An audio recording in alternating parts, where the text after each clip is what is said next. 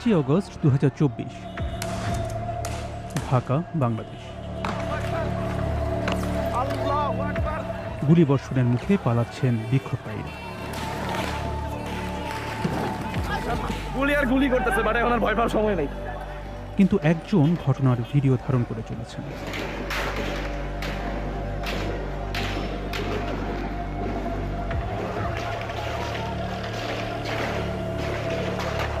Phone ধরে বলে যে আপনার ফোন তো বন্ধু তো গুলি খাইছে, ওর অবস্থা ভালো না।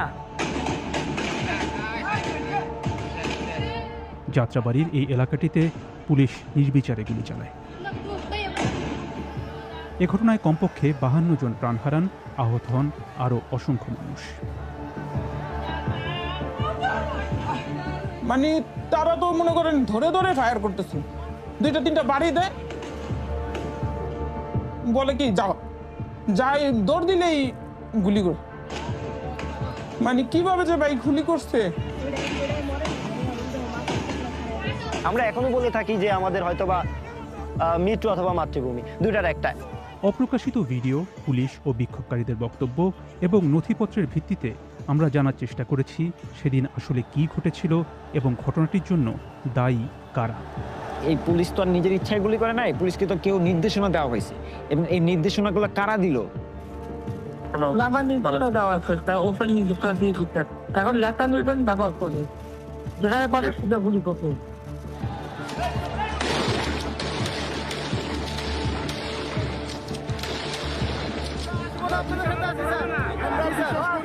সেনাবাহিনীর ভূমিকা কেমন ছিল সেটাও আমরা দেখার চেষ্টা করেছি।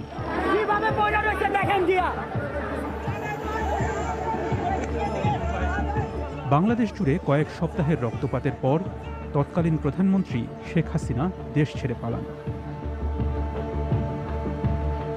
সরকার চাচ্ছিল যে আন্দোলন যেভাবেই হোক দমন করার জন্য। বিচার করো,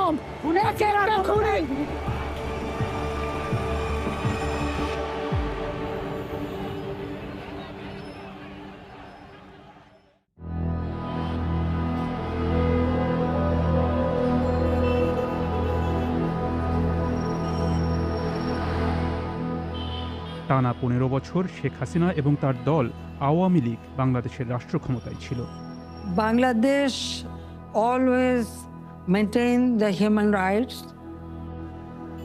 To me, human rights means their security, their right to food, right to vote, right to live, everything we maintain. হাসিনার দীর্ঘ এই শাসনামল ক্রমেই দুর্নীতিগ্রস্ত এবং কর্তৃত্ববাদী হয়ে ওঠে।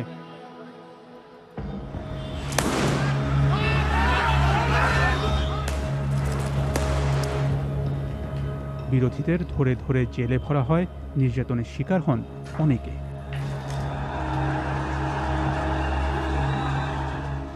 সরকারি চাকরিতে কোটা ব্যবস্থা ফেরানোর প্রতিবাদে 2024 সালের জুলাই মাসে গোটা দেশে বিক্ষোভের আগুন জ্বলে ওঠে।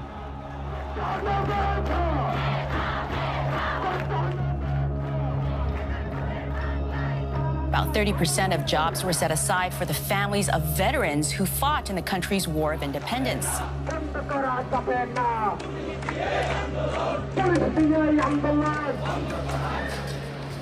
রাসেল মাহমুদের মতো শিক্ষার্থীরাই আন্দোলনটির সমন্বয় করেন। যখন দেখলাম যে আমার এই কোটা সংস্কার, এটা আমি যেহেতু শিক্ষার্থী, আমি এই কোটার যদি হচ্ছে বৈষম্যের শিকার হয়ে যায়, তাহলে আমি দেখা যায় একটা ভালো জব পাবো না।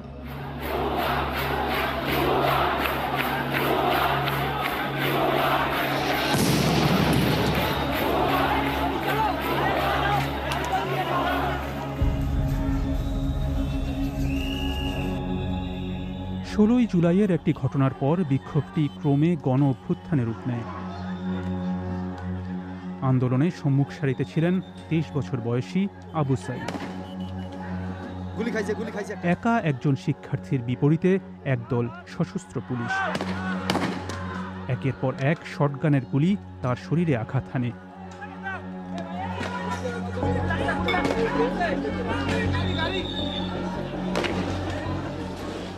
হাসপাতালে পৌঁছানোর আগেই আবু সাইদের মৃত্যু হয়।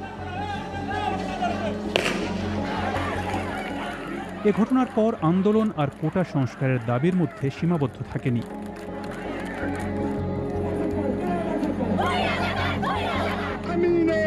আমাদের ছাত্র এবং জনতার অভ্যুত্থান নামে যখন আমরা ঘোষণা দিই, তখন জনতাও আমাদের সাথে এসেছে।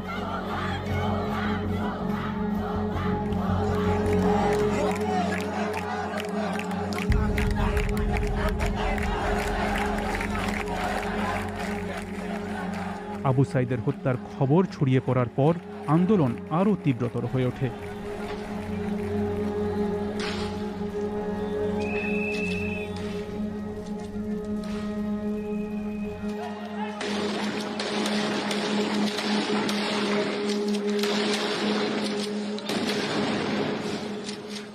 সেদিন সন্ধ্যায় জাতির উদ্দেশ্যে ভাষণ দেন প্রধানমন্ত্রী শেখ হাসিনা। এই আন্দোলনের শুরু থেকেই সরকার যথেষ্ট ধৈর্য ও সহনশীলতা প্রদর্শন করেছে।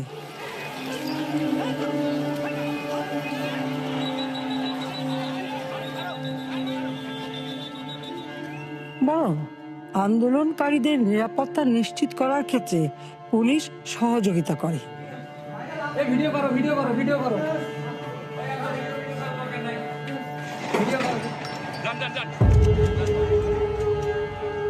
আমি আন্দোলনরত কোমলমতি ছাত্রছাত্রীদের নিরাপত্তা নিয়ে অত্যন্ত উদ্বিগ্ন।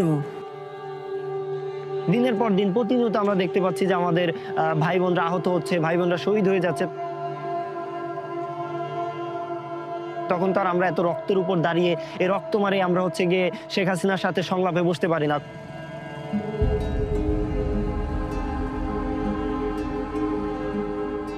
শেখ হাসিনার ভাষণের পরদিন দেশটির যোগাযোগ ব্যবস্থা রীতিমতো ভেঙে পড়ে। সরকারের নির্দেশে বন্ধ করা হয় ইন্টারনেট।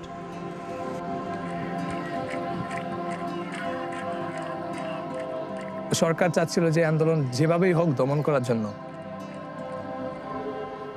বিজয়ের মতো তরুণ শিক্ষার্থীরা তখন ক্রমবর্ধমান প্রতিরোধের বলিষ্ঠ কণ্ঠস্বর হয়ে ওঠেন। আমাদের ফার্স্টে প্ল্যান ছিল আপনার যখন ইন্টারনেট শেষ হয়ে যায় সবাইকে আবার একত্রিত করার, কারণ গণহারে গ্রেপ্তার চলছিল, কোথায় কে ছিল আমরা কারোই খোঁজ পাচ্ছিলাম না।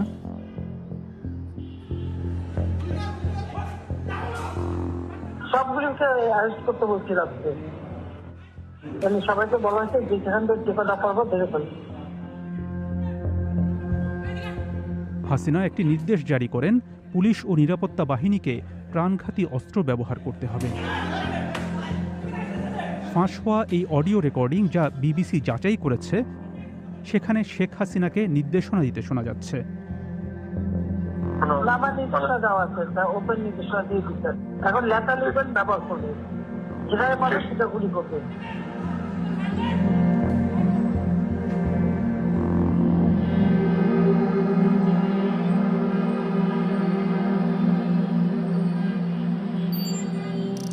আন্দোলনের অন্যতম প্রধান কেন্দ্র ছিল যাত্রাবাড়ি। বন্দরনগরী চট্টগ্রামের সঙ্গে রাজধানী ঢাকার সংযোগ স্থাপনকারী এই রুটটি পণ্য পরিবহনের ক্ষেত্রেও বেশ গুরুত্বপূর্ণ। অনেক জনগণ থাকে যাত্রাবাড়ি ড্যামরা এলাকায়, কারণ ঢাকামুখী একটা প্রবেশ পথ এই যাত্রাবাড়ি। এই এলাকার মধ্যে সবাই থাকে, স্টুডেন্টও আছে, আপনার অনেক শ্রমিক আছে। মহাসড়কের গা ঘেঁষে দাঁড়িয়ে রয়েছে কড়া নিরাপত্তা বেষ্টিত একটি পুলিশ স্টেশন, যাদের দায়িত্ব সেখানকার নিরাপত্তা নিশ্চিত করা।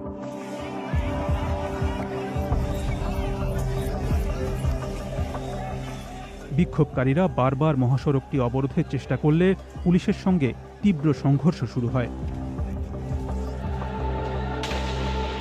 বাংলাদেশের মানুষ তো স্বাধীন, তারা কথা বলতেই পারে।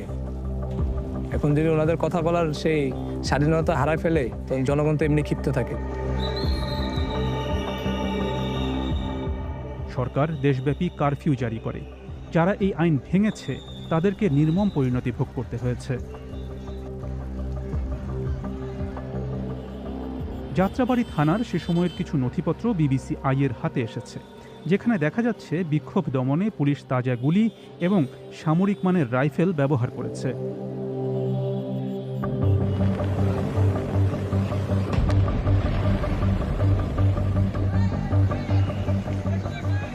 বড় অভিযানের অংশ হিসেবে 20শে জুলাই যাত্রাবাড়ী মহাসড়কে বিক্ষোভকারীদের ছত্রভঙ্গ করে দেয় পুলিশ ও সেনাবাহিনী।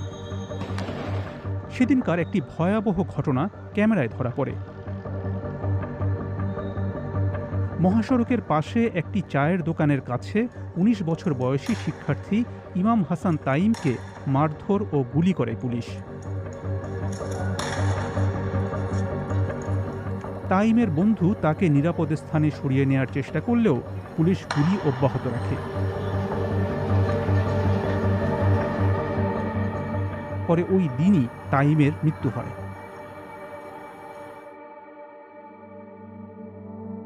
যাত্রাবাড়ী থানার নথিপত্র থেকে সেদিনের পুলিশি সহিংসতা সম্পর্কে জানা যায়। সেদিন পুলিশ প্রায় 2444 রাউন্ড তাজা গুলি ছুড়েছিল। এর মধ্যে 695 রাউন্ড গুলি ছোড়া হয় অ্যাসল্ট রাইফেল থেকে। সেই সঙ্গে অন্তত 210টি কাঁদানে গ্যাসের শেল নিক্ষেপ করা হয়। আন্দোলনকারীদের উপরে হামলাটা তো এই যাত্রাবাড়ী থানা থেকেই কন্ট্রোল হয়েছে। এই কারণে সম্ভবত আন্দোলনের থেকে মানুষের ক্ষোভটা আসলে বেড়ে গেল। বিক্ষোভকারীদের মধ্যে যাত্রাবাড়ির দুই বন্ধু শাওন এবং মিরাজও ছিলেন। মিরাজ ভাবতো যে একটা পরিবর্তন দরকার, যে সমস্যাগুলোর মধ্যে আমাদের পুরো বাংলাদেশ জর্জরিত ছিল, এখান থেকে একটা পরিবর্তন দরকার। বিশেষ করে আমাদের বৈষম্য, যে চাকরির ক্ষেত্রে সবাই অনেকেই আমাদের দেশে বেকার। এবং কোনো অন্যায় বিরোধ দেখলে ওইখানে প্রতিবাদ করতেন এবং স্বৈরাচারী যখন ভাবে দেশটা চলতেছেন এটার বিরুদ্ধে সে কথা বলতেন। ওর সাথে আমার সাথে এলাকায় সবসময় উঠা বসা দেখা। ওর মধ্যে যে বিষয়টা ছিল যে সবাই একসাথ করে রাখা, একটা অভিভাবকের মতো। এই কারণে আমাদের বন্ধুত্ব এতদিন এত গভীর। আমরা ফ্যামিলিগতভাবে সবাই attached.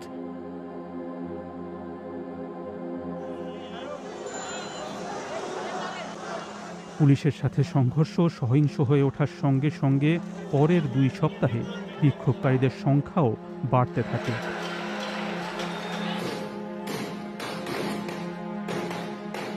Close to 100 people have been killed as violent anti-government protests continue to rock Bangladesh. More than 150 people have been killed there in a week of violence.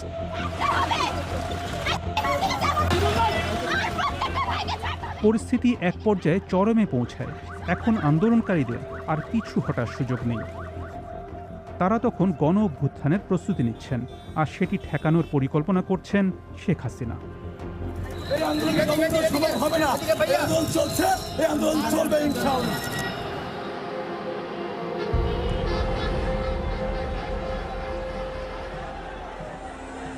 সরকার যখন গোপনে পরিকল্পনা করছে, বিক্ষোভকারীরা তখন যাত্রাবাড়ী থানার বাইরে একত্রিত হতে শুরু করেন। আমরা ফার্স্টে ছাত্র জনতাকে শান্ত হতে বললাম। বিজয় সহ অন্য আন্দোলনকারীরা অস্ত্র প্রত্যাহারের জন্য পুলিশের প্রতি আহ্বান জানান এবং পুলিশ বাহিনীকে বললাম, ভাই আপনারা এতদিন যাই করছেন, অনেক ভুল কাজ করছেন, মানুষকে হত্যা করছেন, আমাদের ভাইকে মারছেন, আমরা এগুলো সব ভেবে সব দেখে মাফ করে দিছি আপনাদেরকে। আমরা চাই আপনারা আমাদের সাথে যোগদান করেন। জবাবে পুলিশ সহিংসতা অব্যাহত রাখে।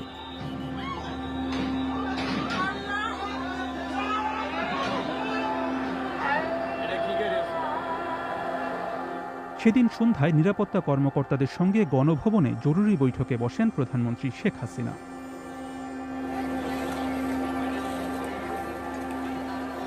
ঢাকার রাস্তায় তখন হাজার হাজার বিক্ষোভকারী। খবর ছড়িয়ে পড়ে 5ই আগস্টের মার্চ ফর ঢাকা কর্মসূচিতে যোগ দিতে আরও অসংখ্য মানুষ ঢাকা আসছেন। আন্দোলনকারীরা যেন ঢাকায় ঢুকতে না পারেন, সেজন্য সবগুলো প্রবেশমুখ বন্ধ করার পরিকল্পনা করে সেনাবাহিনী এবং বিজিবি। যে কোনো উপায়ে পদযাত্রা বন্ধ করার নির্দেশ দেওয়া হয় পুলিশকে।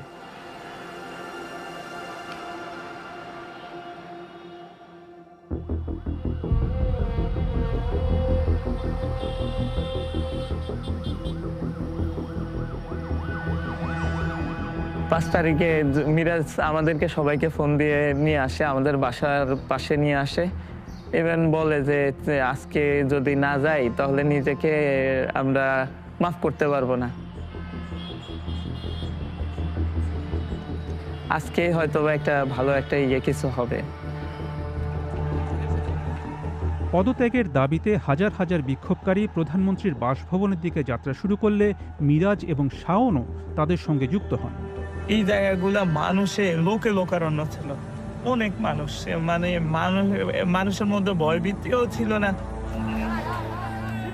এরপর যে ঘটনাটি ঘটে সেটি বাংলাদেশের ইতিহাসে পুলিশি সহিংসতার সবচেয়ে খারাপ দৃষ্টান্তগুলোর একটি। আমরা শত শত ছবি ও ভিডিও সংগ্রহ, প্রত্যক্ষদর্শীর সাক্ষ্য গ্রহণ এবং সেগুলো বিশ্লেষণ করেছি, জানার চেষ্টা করেছি সেদিন কি ঘটেছিল।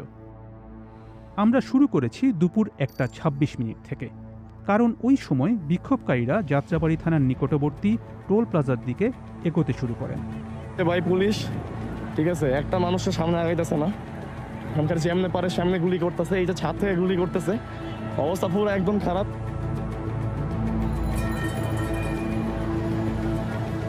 অনেকে আবার অনেকের বাড়ি থেকে তাকে আছে যে আন্দোলনটা দেখতেছিল, তাদেরকেও বললো যে বাসার ভিতরে চলে যাইতে। ছাত্ররা আন্দোলন করতেছে এখানে, বাট আন্দোলন করতেছে আমরা এখানে বসাই দেখতেছি। পাশের একটি ভবনের বাসিন্দা এই নারী জানালায় দাঁড়িয়ে পরের ঘটনাগুলো সচক্ষে দেখেন। নাম প্রকাশ না করার শর্তে তিনি আমাদের সঙ্গে কথা বলতে রাজি হন। অনেক গ্যাঞ্জাম হয়েছিল, মানে অনেক লক্ষ লক্ষ মানুষ এখানে।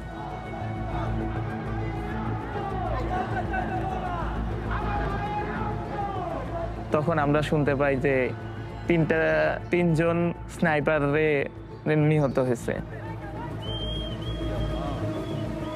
তারপরে আমরা শুনতে পাই এবং কি আমরা ওইখানে যাই, যে দেখি যে রক্ত পড়ে আছে।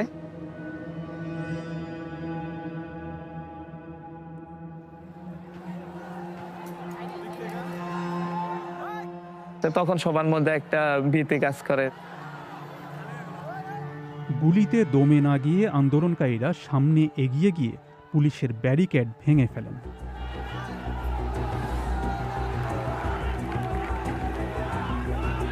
পুলিশ যারা দাঁড়ায় ছিল ওরা থানার দিকে চলে যায়। অনেক মানুষ বিজয় উল্লাস করতেছিল। মিরাজ তার ফোনে সেই মুহূর্তের একটি ভিডিও ধারণ করেন। সেখানে শাওনের সঙ্গে তাকেও ওই বিক্ষোভে দেখা যায়, যদিও তারা তখন মিছিলের অগ্রভাগ থেকে বেশ পেছনে। বিক্ষোভকারীরা এক পর্যায়ে যাত্রাবাড়ি থানার আরও কাছে পৌঁছে গেলে পুলিশ গুলি শুরু করে। এটা হচ্ছে যাত্রাবাড়ি হাইওয়ে, পুলিশ ইচ্ছা মতো গুলি করতেছে, যে দেখতেই পাচ্ছেন, এই যে স্নাইপারের আওয়াজ, ঠিক আছে।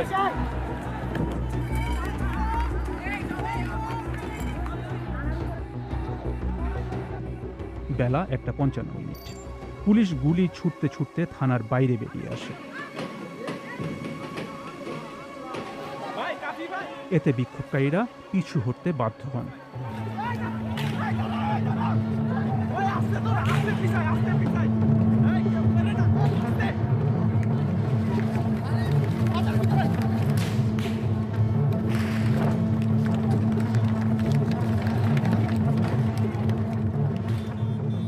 এরপর সেনা সদস্যরা ঘটনাস্থলে হাজির হন। তারা পুলিশ ও আন্দোলনকারীদের মাঝখানে অবস্থান নেন। আশেপাশ থেকে খবর আসতে থাকে যে শেখ হাসিনা পদত্যাগ করবে, আর আর্মির প্রধান উনি হয়তো ভাষণ দিবে। সবাই যাত্রাবাড়ি থানার দিকে আগানোর চেষ্টা করে। মানুষের মধ্যে একটা ভয় চলে যায় যে শেখ হাসিনা চলে যাইতেছে।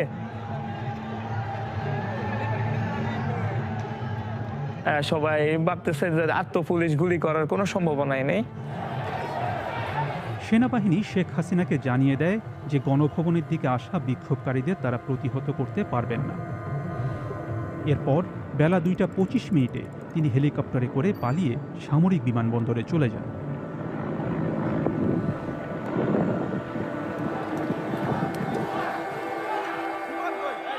এখান দিয়ে বিজয় উৎসব শুরু হয়ে যায়।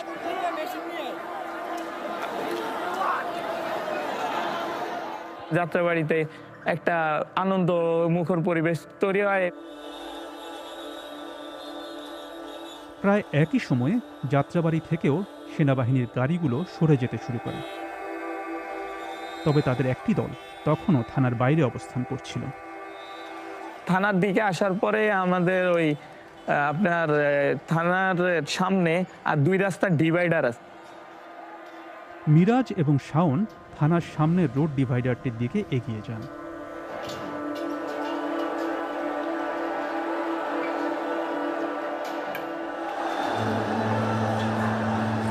এটা হলো নতুন বিল্ডিং এর ছাদে অনেক পুলিশ ছিল।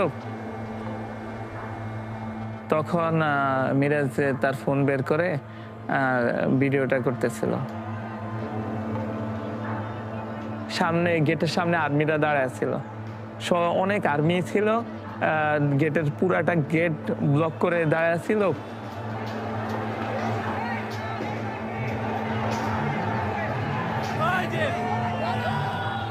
বিক্ষোভকারীরা তাদের সঙ্গে যোগ দেওয়ার জন্য সেনা সদস্যদের উৎসাহ দিতে থাকেন।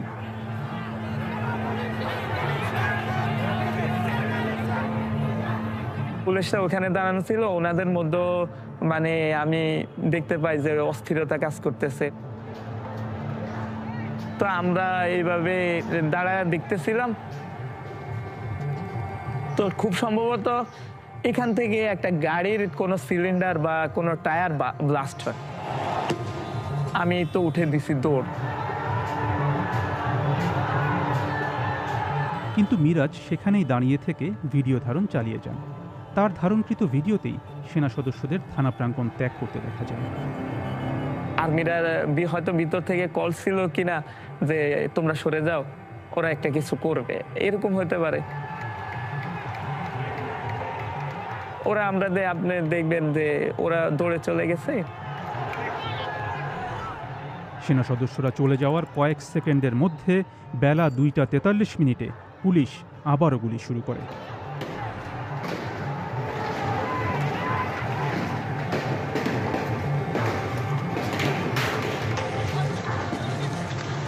সাউন্ড শুরু হয়ে যায়, অনবরত গুলির সাউন্ড। পুরা ধুরা গুলি করতেছে, মানে গুলি যে কিভাবে করছে বলার বাহিরে। গুলি ঘরে আইসা পড়ে, সবাই লুকায়া বসেছিলাম।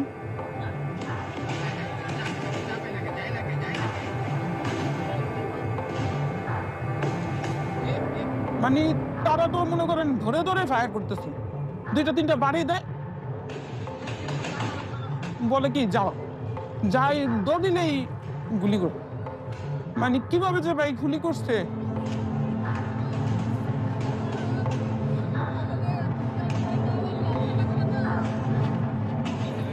এমন পরিস্থিতির মধ্যে শাওন এবং মিরাজ আলাদা হয়ে যায়। লুকায় থাকে, মিরাজে অনেকবার ফোন দিতে থাকে।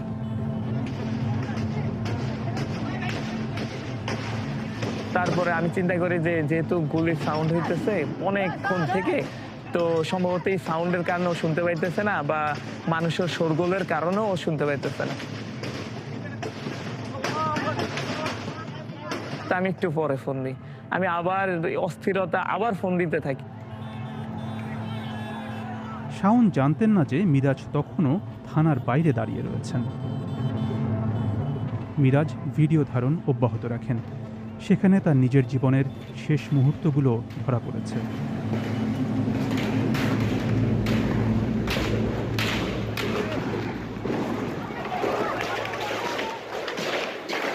একজন ধরে ওর ফোন ধরে বলে যে আপনার ফোন তো বন্ধু তো গুলি খাইছে, ওর অবস্থা ভালো না। যাওয়ার সাথে সাথে আমি দেখতে পাই যে কয়েকটা স্তূপের মধ্যে আমার বন্ধু পড়ে আছে। তো আমি দেখে আর নিজেকে রাখতে পারি না, আমি নিজের কন্ট্রোল হারায় ফেলাই যে একটা বন্ধু আমার সাথে ছিল এতক্ষণ মারা গেছে। ওরে আমি নিয়ে আসি, ওরে একটা যারা লাশের যে মানে অনেকগুলা লাশ থাকে, সারি সারি লাশ, ওই লাশের মাঝখানে আনে ওনারাই রাখে, আমি তো আর ধরতে পারি নাই। তারপরে ওনারা ওইখানে বাইরে নিয়ে আসা রাখে, আর আমাদের একটা ডেথ সার্টিফিকেট দিয়ে দেয়।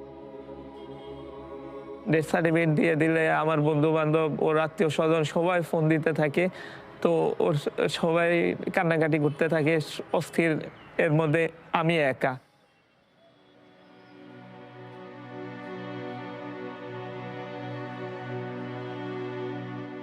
Breaking news that we're getting from Bangladesh. We are hearing that the Bangladesh Prime Minister has resigned and left the country. 15 বছর পর শেখ হাসিনার পতন বাংলাদেশের জনগণের জন্য একটি যুগান্তকারী ঘটনা। কিন্তু যাত্রাবাড়িতে তখনও ভয়াবহতার শেষ হয়নি। আধা ঘন্টারও বেশি সময় ধরে পুলিশকে একাধারে গুলি চালিয়ে যেতে দেখা যায়।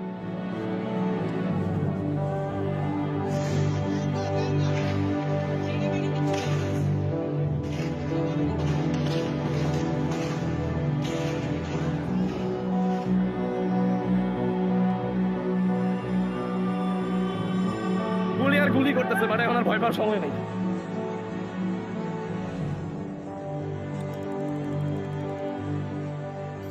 বিকেল 3:27 পুলিশের একটি বড় দল অস্থায়ী সেনা ব্যারাকে ঢোকে। অনেকে সাধারণ পোশাকে থানা ছেড়ে পালান, তবে বেশ কজন ভেতরে আটকাও পড়েন। আন্দোলনকারীরা এক পর্যায়ে থানায় ঢুকে আগুন দেন। এ ঘটনায় পুলিশের অন্তত 6 সদস্য নিহত হন। সেদিন আটকে পড়া 2জন পুলিশ সদস্যের সঙ্গে আমরা কথা বলেছি, তবে ভয়ে তারা নিজেদের নাম পরিচয় প্রকাশ করতে চাননি। যখনই আর্মি চলে গেছে তখনই বুঝছি এখানে আর বাঁচার আর সুযোগ নেই। হ্যাঁ, আমরা বলছিলাম যে সাহায্য পাঠান, নাহলে বাঁচা সম্ভব না, কিন্তু কোনো সাহায্য আসেনি।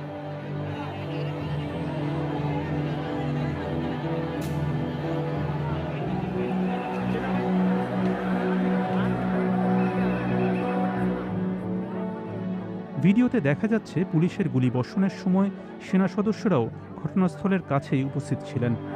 আপনারা কিছু বলেন স্যার, আমরা গুলি করব কে? আপনাদের চোখের সামনে কতটি মানুষ মারলো স্যার, এটা বলেন। কিভাবে পয়সা রয়েছে দেখেন গিয়া।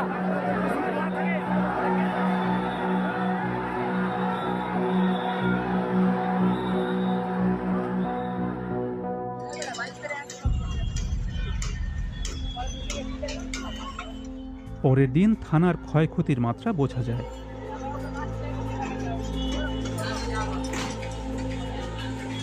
পালানোর সময় পুলিশের ফেলে যাওয়া পোশাক পরিচ্ছদ মেঝেতেই পড়ে রয়েছে।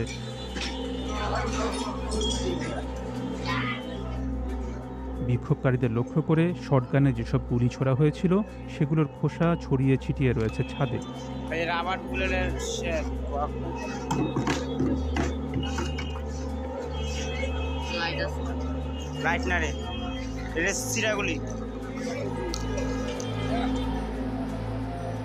পুলিশের যে কর্মকর্তারা 6 আগস্ট যাত্রাবাড়ি গিয়েছিলেন তাদের সঙ্গেও দেখা করেছি আমরা। যাত্রাবাড়ির প্রত্যেকটা অলিগলিতে মানুষ ভরা, এবং তারা পুলিশের প্রতি যে ক্ষোভ সেটাও আমি তখনও দেখা যাচ্ছে আর কি। আমি আমার একজন কলিগের মাধ্যমে আমি জানলাম যে যাত্রাবাড়ি থানা, ঢাকা যাত্রাবাড়ি থানার সামনে পুলিশের অনেক লাশ পড়ে আছে।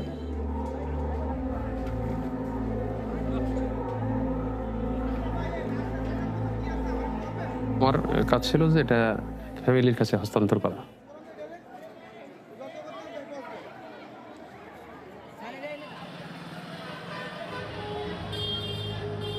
পরিস্থিতি শান্ত হবার পর একটা প্রশ্নই রয়ে যায়, এসব ঘটনার জন্য আসলে দায়ী কে? পুলিশের যাদের সঙ্গে আমাদের কথা হয়েছে তারা বলছেন তারা কেবল আদেশ পালন করেছেন। আমরা চেইন অফ কমান্ডে চলি, কমান্ডের বাইরে যাওয়ার কোনো অপশনই নেই। হত্যাকাণ্ড যে সময় ঘটে তখন যাত্রাবাড়ি থানার ভারপ্রাপ্ত কর্মকর্তার দায়িত্বে ছিলেন আবুল হাসান। হ্যাঁ, এটা আসলে কি ওসি স্যারের উপরে, তার সাথে উপরে সবার যোগাযোগ। এখন উনি ওই মুহূর্ত পর্যন্ত তো উনি আমাদের অভিভাবক, বুঝতে পেরেছেন? উনি যেভাবে বলবেন, ডিসি স্যার যেভাবে বলবে, এভাবে।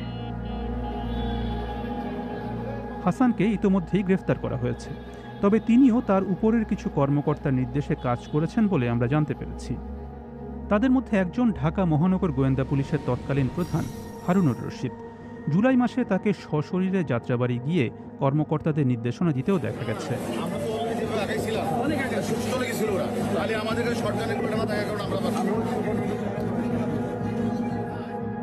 ঢাকা মহানগর পুলিশের তৎকালীন প্রধান হাবিবুর রহমানও কেন্দ্রীয় নিয়ন্ত্রণ কক্ষ থেকে বিভিন্ন নির্দেশ দেন। কমিশনারের নির্দেশনা ছাড়া কোনো কিছুই হবে না। গুলির যে নির্দেশনা, এটা সামগ্রিক নির্দেশনা ছিল, যেটা কমিশনার বলে দিছিল। যদি কেউ আমাদের আইন শৃঙ্খলা ভঙ্গজনিত কোনো ধরনের অপতৎপরতা চালাতে চান, সেটি যেই হোক, সেটি শক্ত হাতে মোকাবেলা করা হবে। পুলিশ বাহিনীর দায়িত্বে ছিলেন স্বরাষ্ট্রমন্ত্রী আসাদুজ্জামান খান, আর এই চেইন অফ কমান্ডের শীর্ষে ছিলেন তৎকালীন প্রধানমন্ত্রী শেখ হাসিনা।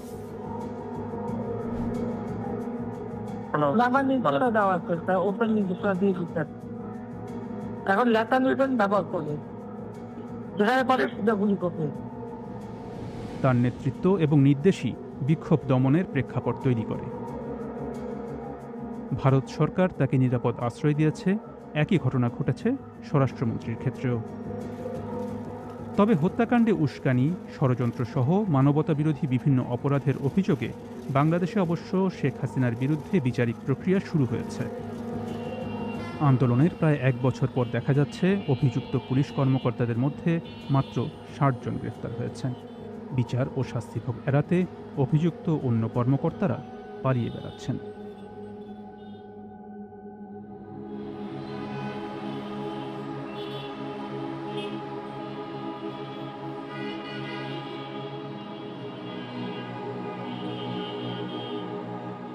গুলি যতটা ইচ্ছে গুলি খেয়েছে, বুলেট নিশ্চয়ই না।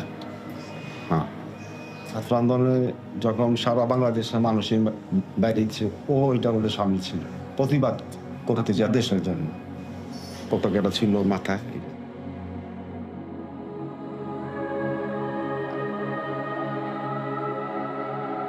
সেই 5ই আগস্টের দিনটা হয়তো আনন্দ ছিল মানুষের কাছে, কিন্তু যখন আমার 22 হয়ে গেছে, তারপর থেকে এই কথাটা শোনার পর থেকে মানে আমাদের ফ্যামিলিতে কি একটা মানে অবস্থা হয়েছে, এটা কোনোভাবে এক্সপ্লেইন করা আমাদের পক্ষে সম্ভব না।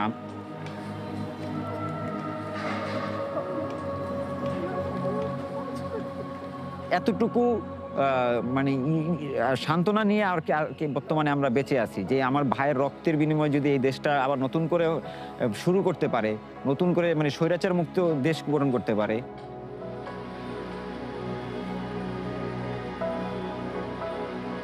আশা রাখতে পারি। এখন আশার তো মানুষ বুক বাঁধে, আশা ছাড়া তো আমাদের কিছুই করার নেই। বাংলাদেশে যেন এরকম কখনোই না হয়, কারণ একটা মানুষ ক্ষমতার জন্য যদি এত মানুষ যেন প্রাণ না হারায়, ও ন্যায় বিচারটা পাক, এটাই আমি চাই। আর এখন ওই ঘটনা মনে পড়লে নিজের চোখে পানি আসে যে কতগুলা ভাই মারা গেছে। এখন আমরা আরেকবার স্বাধীন করছি দেশটা, তো আমার নিজের ওই ভয়টা আর নেই। আগে যে একটু ভয় ছিল, ওই ভয়টা এখন আর নেই। এখন একটু সাহসী হয়ে গেছে।